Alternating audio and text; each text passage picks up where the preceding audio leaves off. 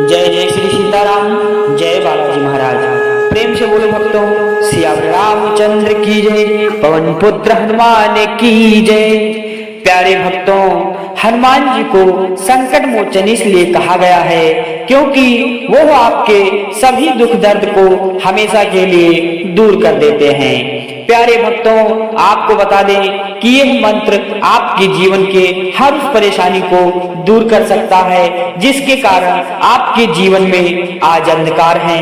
यदि आप अपने जीवन में सब कुछ अच्छा चाहते हैं तो केवल हनुमान जी के इस छोटे से मंत्र का जाप 108 बार पूर्ण रूप से जरूर करें। प्यारे भक्तों, आपको बता दें कि यह मंत्र इतना शक्तिशाली है कि मात्र एक बार यदि इस मंत्र का आपने गलती से भी जप कर लिया तो आपके जीवन की हर समस्या आज ही समाप्त हो जाएगी। और यदि किसी कारण से इस मंत्र का जप नहीं कर सकते हैं तो अपने मोबाइल फोन से इस दिव्य मंत्र को सुनकर ही अपने सारे कष्ट दूर कर सकते हैं। प्यारे भक्तों, यदि इस दिव्य मंत्र को सच्चे मन से एक बार भी सुन लिया जाए तो आपको वही लाभ की प्राप्ति होगी जो मंत्र को जप करने से मिलती है।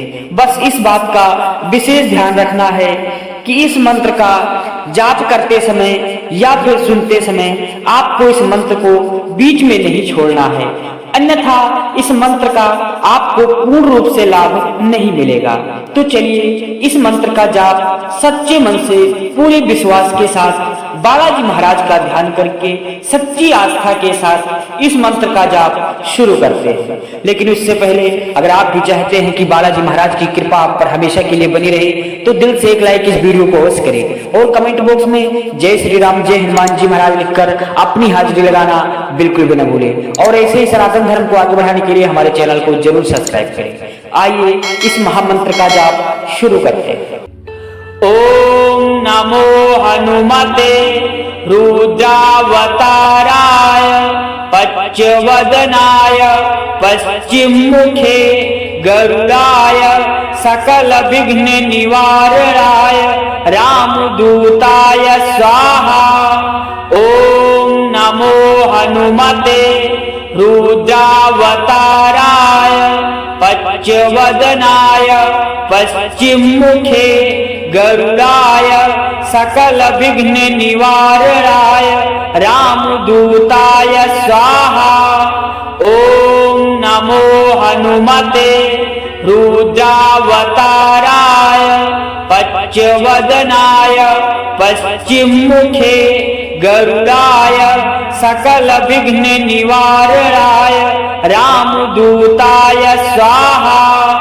ओम नमो हनुमते रुद्रावताराय पच्चवदनाय पश्चिम मुखे गरुड़ाय सकल विघ्न निवारणाय रामदूताय स्वाहा।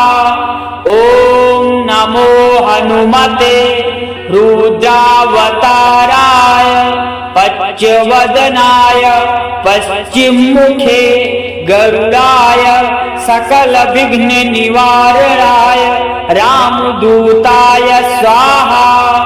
ओम नमो हनुमते रुद्रावताराय पच्चवदनाय पश्चिम मुखे गरुड़ाय सकल विघ्न निवारणाय रामदूताय स्वाहा। ओम नमो हनुमते रुद्रावताराय पच्चवदनाय पश्चिम मुखे गरुड़ाय सकल विघ्न निवारणाय रामदूताय स्वाहा।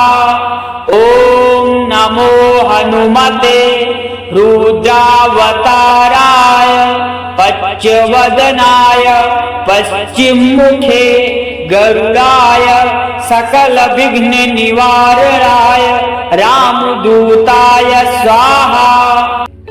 ओम नमो हनुमते रुद्रावताराय पच्यवदनाय पश्चिममुखे गरुडाय सकलविघ्न निवारणाय रामदूताय स्वाहा।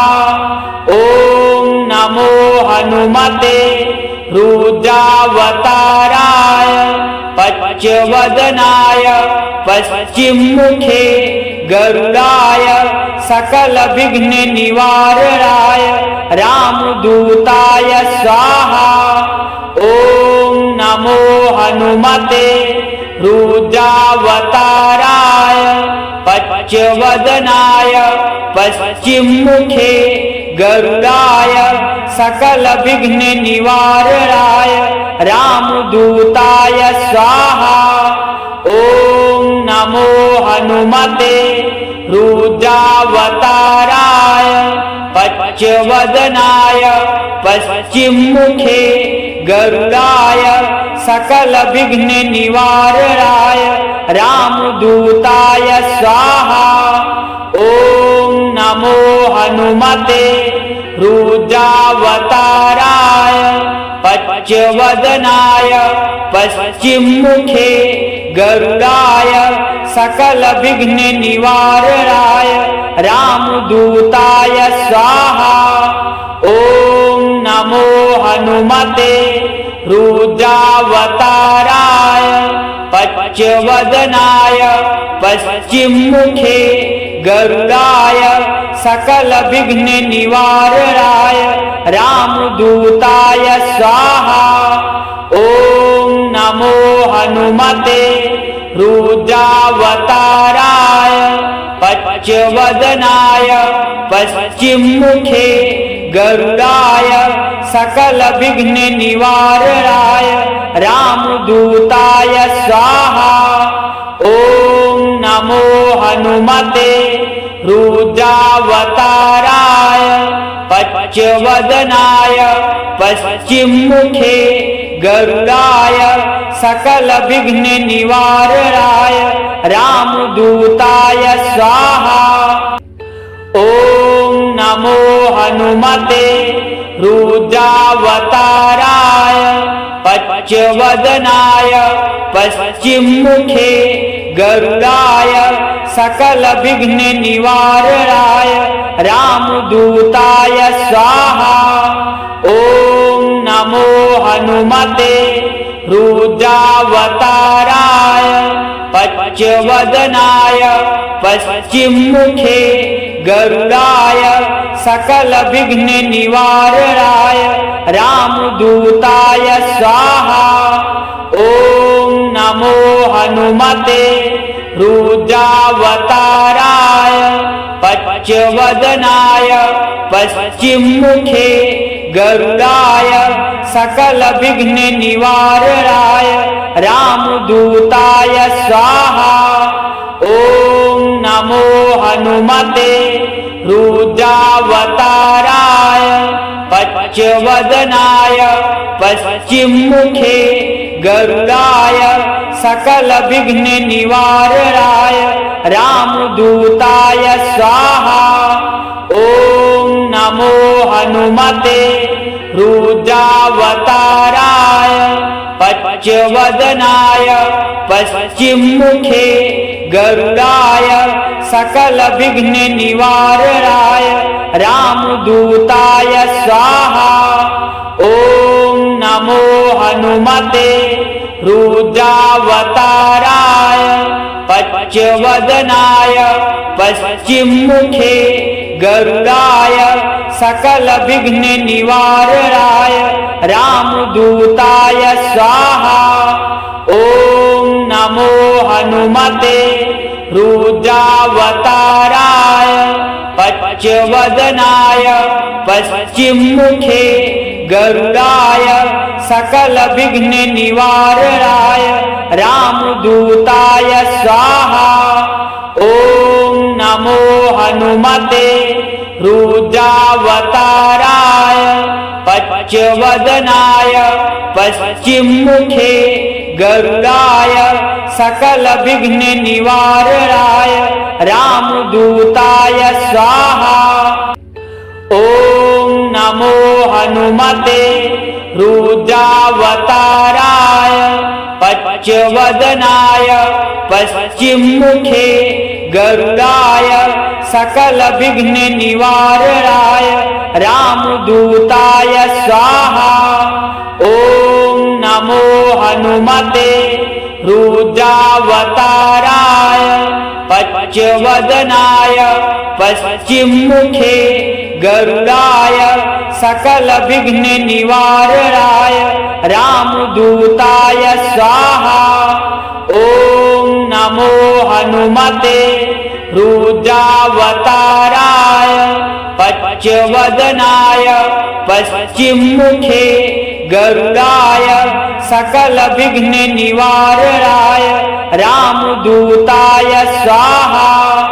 ॐ नमो हनुमते रुद्रावताराय पच्चवदनाय पश्चिममुखे गरुडाय सकलविघ्न निवारणाय रामदूताय स्वाहा।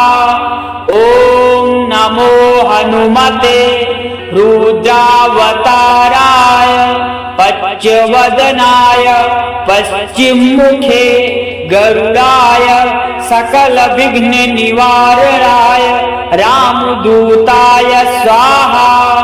ॐ नमो हनुमते रुद्रावताराय पच्चवदनाय पश्चिममुखे गरुडाय सकलविघ्न निवारणाय रामदूताय स्वाहा।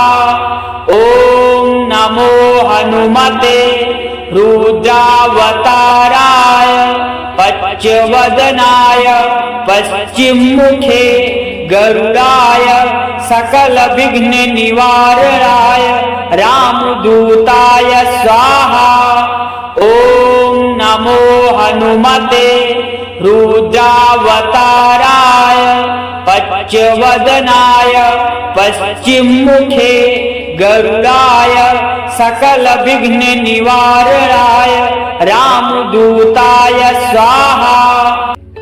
ॐ नमो हनुमते रुद्रावताराय पच्चवदनाय पश्चिममुखे गरुडाय सकलविघ्न निवारणाय रामदूताय स्वाहा।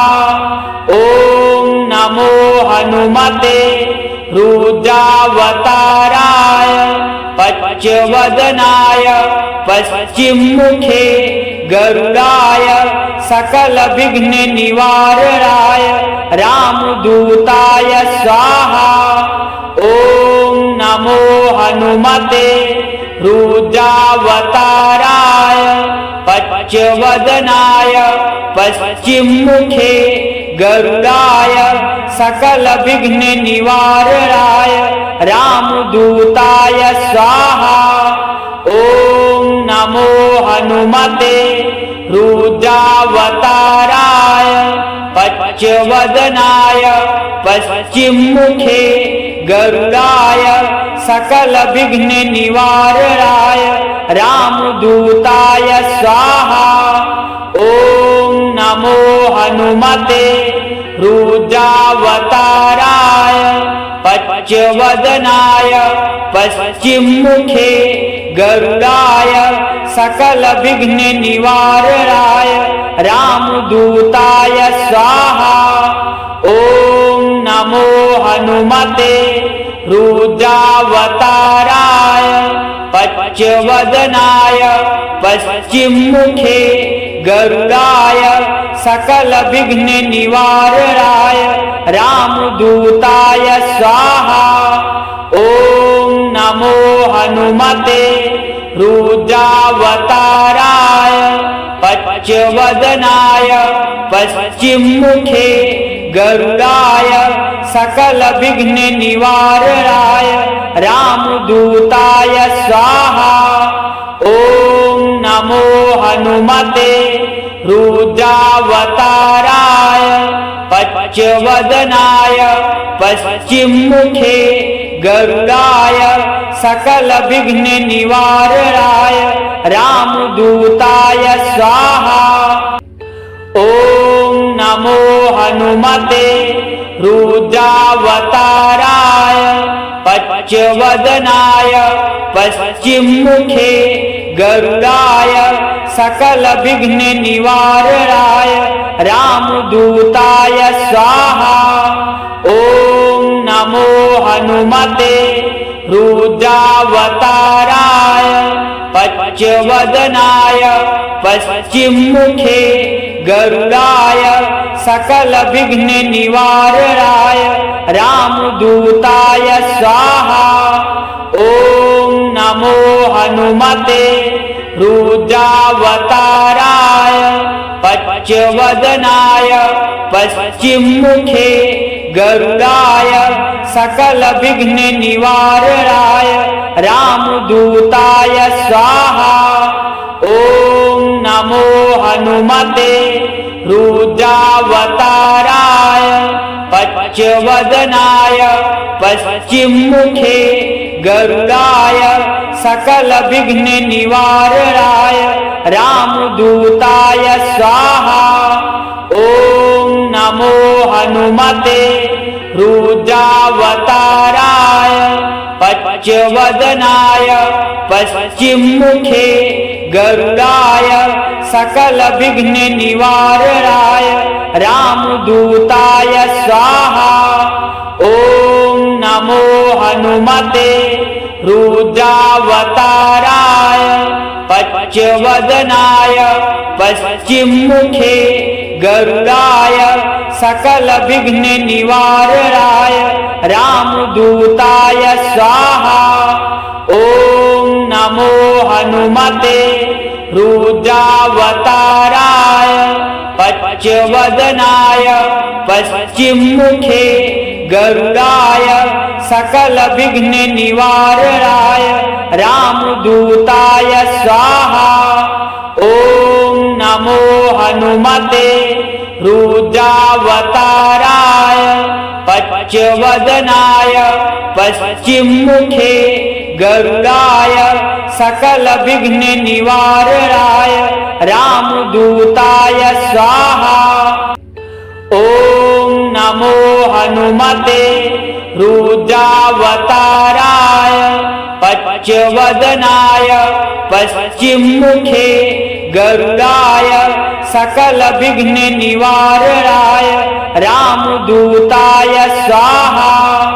ओम नमो हनुमते रुद्रावताराय पच्चवदनाय पश्चिममुखे गरुडाय सकल विघ्न निवारणाय रामदूताय स्वाहा।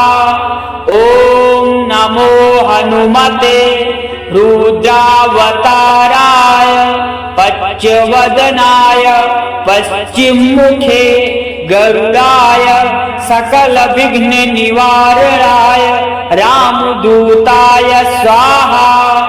ओम नमो हनुमते रुद्रावताराय पच्चवदनाय पश्चिममुखे गरुडाय सकल विघ्न निवारणाय रामदूताय स्वाहा। ओम नमो हनुमते रुद्रावताराय पच्चवदनाय पश्चिममुखे गरुडाय सकल विघ्न निवारणाय रामदूताय स्वाहा। ओम नमो हनुमते रुद्रावताराय पच्चवदनाय पश्चिममुखे गरुडाय सकल विघ्न निवारणाय रामदूताय स्वाहा। ओम नमो हनुमते रुद्रावताराय पच्चवदनाय पश्चिममुखे गरुडाय सकल विघ्न निवारणाय रामदूताय स्वाहा। ओम नमो हनुमते रुद्रावताराय पच्चवदनाय पश्चिममुखे गरुडाय सकल विघ्न निवारणाय रामदूताय स्वाहा। ॐ नमो हनुमते रुद्रावताराय पच्चवदनाय पश्चिममुखे गरुडाय सकलविघ्न निवारणाय रामदूताय स्वाहा। ॐ नमो हनुमते रुद्रावताराय पच्चवदनाय पश्चिममुखे गरुडाय सकलविघ्न निवारणाय रामदूताय स्वाहा। ॐ नमो हनुमते रुद्रावताराय पच्चवदनाय पश्चिममुखे गरुडाय सकलविघ्न निवारणाय रामदूताय स्वाहा। ॐ नमो हनुमते रुद्रावताराय पच्चवदनाय पश्चिममुखे गरुडाय सकलविघ्न निवारणाय रामदूताय स्वाहा।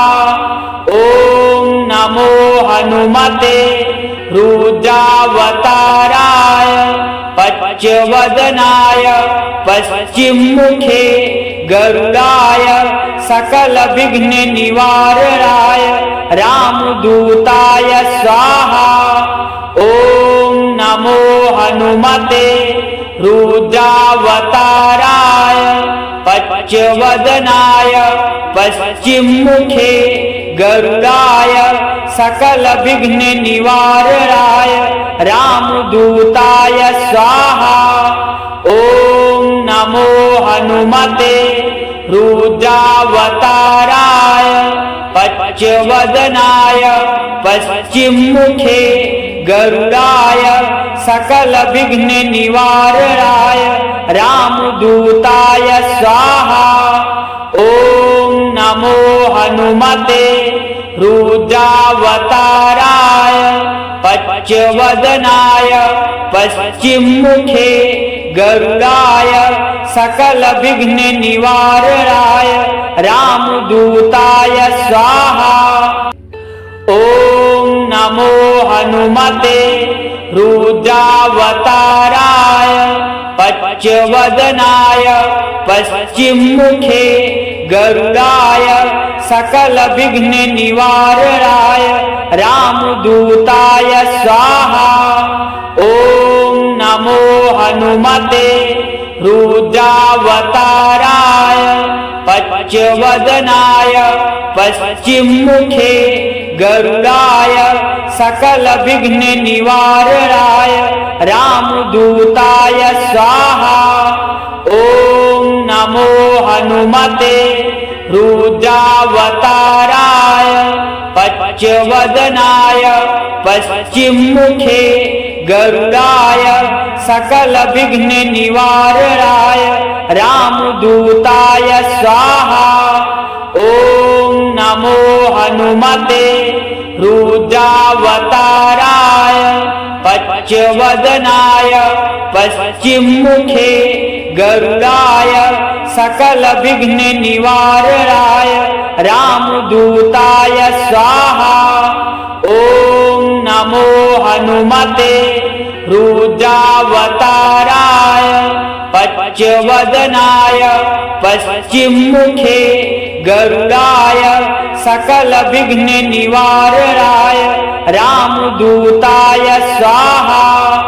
ॐ नमो हनुमते रुद्रावताराय पच्चवदनाय पश्चिममुखे गरुडाय सकलविघ्न निवारणाय रामदूताय स्वाहा। ॐ नमो हनुमते रुद्रावताराय पच्चवदनाय पश्चिममुखे गरुडाय सकलविघ्न निवारणाय रामदूताय स्वाहा। ॐ नमो हनुमते रुद्रावताराय पच्चवदनाय पश्चिममुखे गरुडाय सकल विघ्न निवारणाय रामदूताय स्वाहा। ओम नमो हनुमते रुद्रावताराय पच्चवदनाय पश्चिममुखे गरुडाय सकल विघ्न निवारणाय रामदूताय स्वाहा। ओम नमो हनुमते रुद्रावताराय पच्चवदनाय पश्चिममुखे गरुडाय सकल विघ्न निवारणाय रामदूताय स्वाहा। ओम नमो हनुमते रुद्रावताराय पच्चवदनाय पश्चिममुखे गरुडाय सकल विघ्न निवारणाय रामदूताय स्वाहा।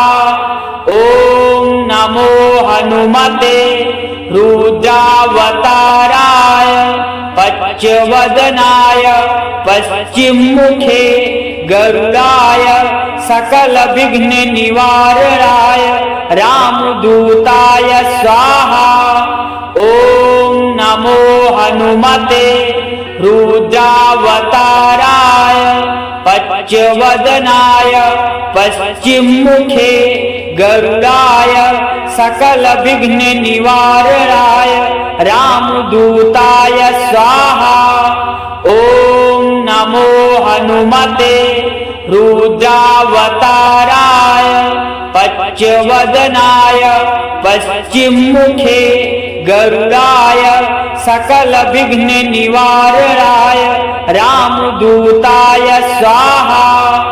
ओम नमो हनुमते रुद्रावताराय पच्चवदनाय पश्चिममुखे गरुडाय सकल विघ्न निवारणाय रामदूताय स्वाहा। ओम नमो हनुमते रुद्रावताराय पच्चवदनाय पश्चिममुखे गरुडाय सकल विघ्न निवारणाय रामदूताय स्वाहा।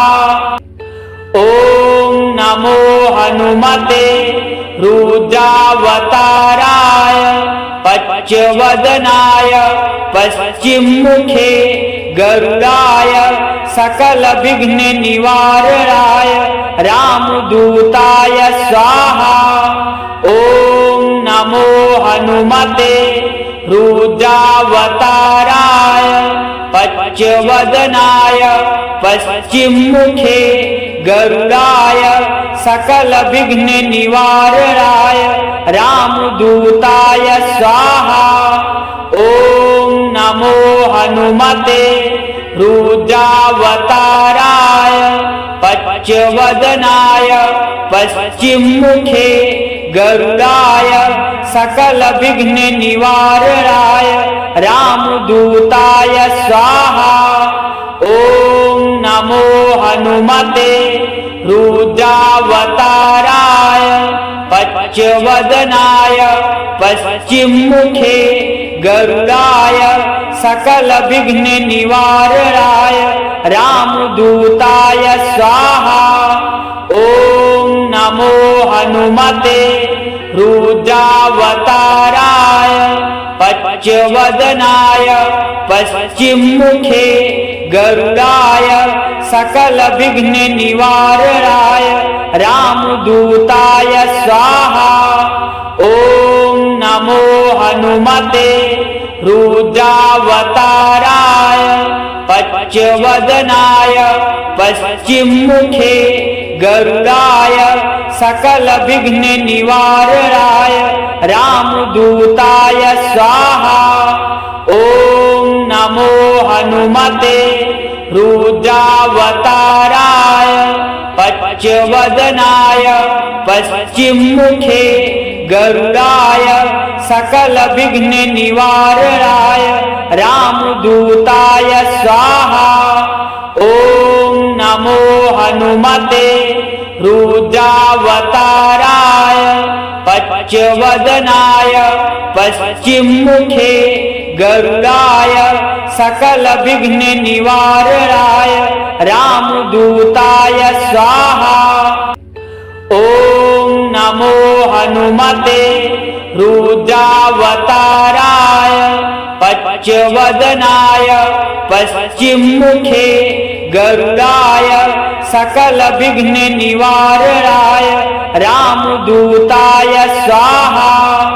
ॐ नमो हनुमते रुद्रावताराय पच्चवदनाय पश्चिममुखे गरुडाय सकलविघ्न निवारणाय रामदूताय स्वाहा।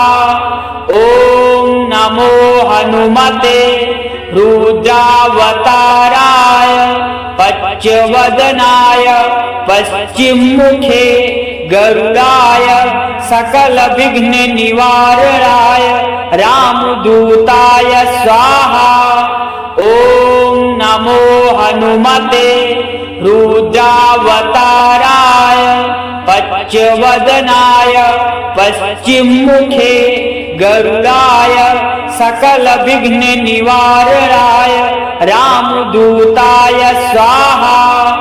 ॐ नमो हनुमते रुद्रावताराय पच्चवदनाय पश्चिममुखे गरुडाय सकलविघ्न निवारणाय रामदूताय स्वाहा।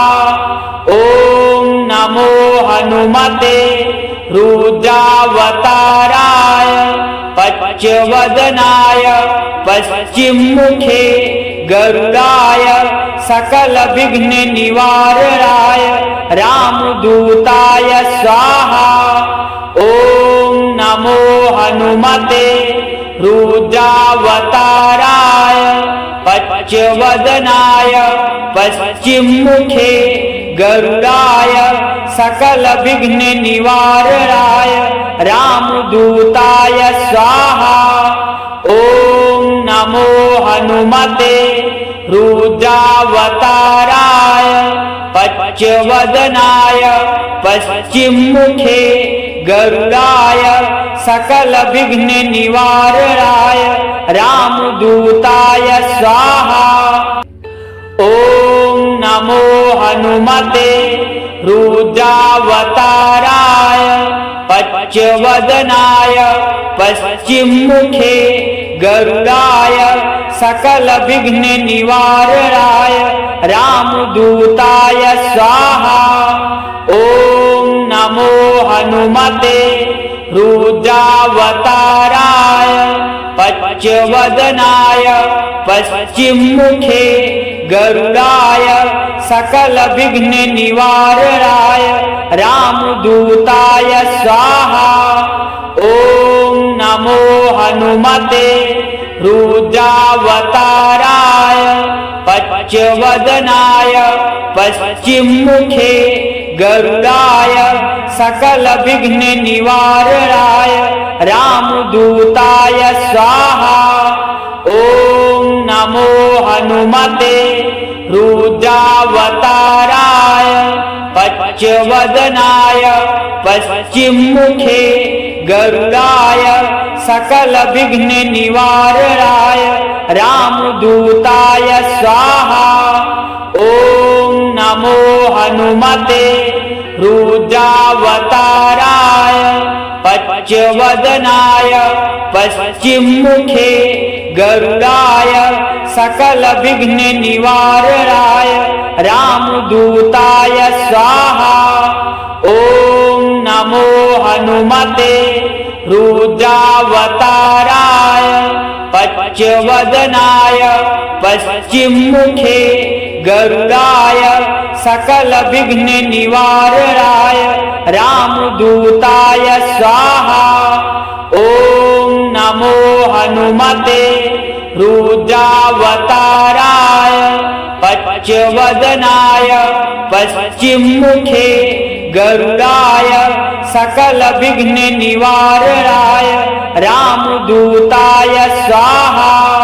ॐ ॐ नमो हनुमते रुद्रावताराय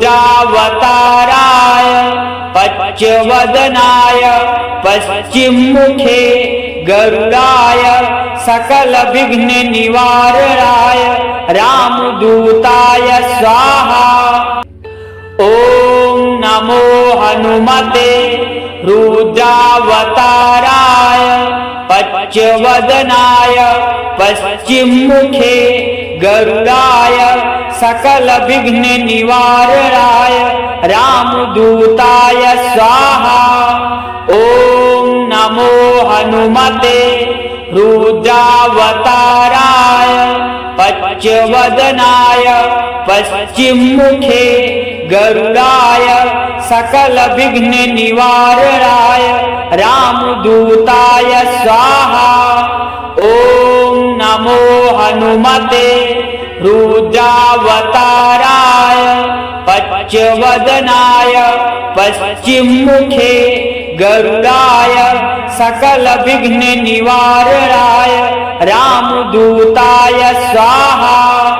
ॐ नमो हनुमते रुद्रावताराय पच्चवदनाय पश्चिममुखे गरुडाय सकल विघ्न निवारणाय रामदूताय स्वाहा। ॐ नमो हनुमते रुद्रावताराय पच्चवदनाय पश्चिममुखे गरुडाय सकल विघ्न निवारणाय रामदूताय स्वाहा। ॐ नमो हनुमते रुद्रावताराय पच्चवदनाय पश्चिममुखे गरुडाय सकल विघ्न निवारणाय रामदूताय स्वाहा। ॐ नमो हनुमते रुद्रावताराय पच्चवदनाय पश्चिममुखे गरुडाय सकल विघ्न निवारणाय रामदूताय स्वाहा। ॐ नमो हनुमते रुद्रावताराय पच्चवदनाय पश्चिममुखे गरुडाय सकल विघ्न निवारणाय रामदूताय स्वाहा। ॐ नमो हनुमते रुद्रावताराय पच्चवदनाय पश्चिममुखे गरुडाय सकल विघ्न निवारणाय रामदूताय स्वाहा। ॐ नमो हनुमते रुद्रावताराय पच्चवदनाय पश्चिममुखे गरुडाय सकल विघ्न निवारणाय रामदूताय स्वाहा। ॐ नमो हनुमते रुद्रावताराय पच्चवदनाय पश्चिममुखे गरुडाय सकल विघ्न निवारणाय रामदूताय स्वाहा। ॐ नमो हनुमते रुद्रावताराय पच्चवदनाय पश्चिममुखे गरुडाय सकल विघ्न निवारणाय रामदूताय स्वाहा।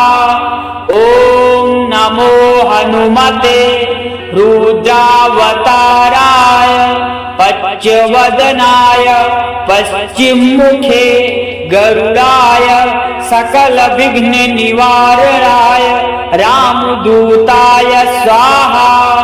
ॐ नमो हनुमते रुद्रावताराय पच्चवदनाय पश्चिममुखे गरुडाय सकल विघ्न निवारणाय रामदूताय स्वाहा। ॐ नमो हनुमते रुद्रावताराय पच्चवदनाय पश्चिममुखे गरुडाय सकल विघ्न निवारणाय रामदूताय स्वाहा। ओम नमो हनुमते रुद्रावताराय